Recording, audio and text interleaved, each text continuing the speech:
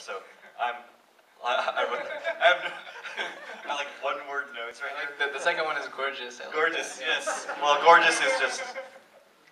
Let me start with. This is your first narrative feature, and I know that I read up, and I know that you have a background in documentary, though, right? Can you talk about sort of the genesis of this film and how, just the seeds of the story? Sure. So both my parents were born and raised in Kashmir. Were married there, and then my father was a political prisoner there in the '60s, and in the '70s they came to America.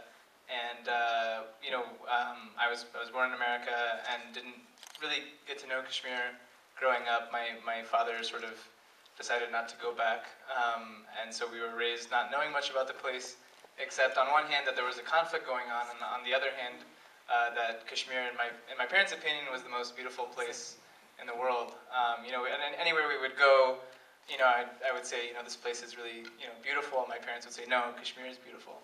So that was sort of, hammered into my head at an early age. And so when I was old enough to go on my own, I went and wanted to find a story that wasn't necessarily about the politics, but that, was, searching for the beauty in Kashmir. And so, looking at the landscape obviously was inspiring to me, and in particular this unique community of people that live on this lake was really interesting, and thought it would be a good setting for the story.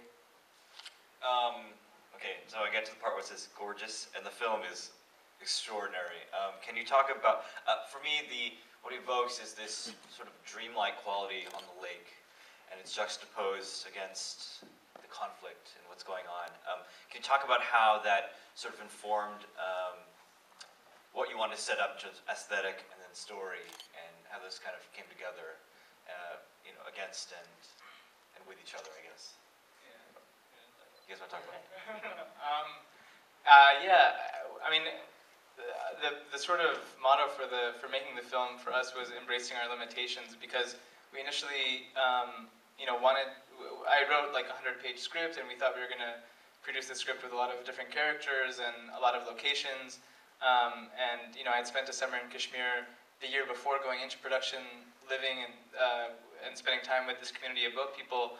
And I thought, and when I was there that summer, things were pretty calm, and I was like, yeah, I can make a movie here, no problem. And then, of course, the next summer, just you can see how unstable it is that we were actually, going into an actual military curfew, and there was sort of this cycle of killings and protests that were going on that really, made the whole region really, made things really uncertain on our side. And so we went into production not knowing what was going to happen day to day, and so we sort of threw out the script, and I just wrote an outline that was just 3 pages long, just sort of with ideas on a page, really more than like a fleshed out story, just using what we had at hand.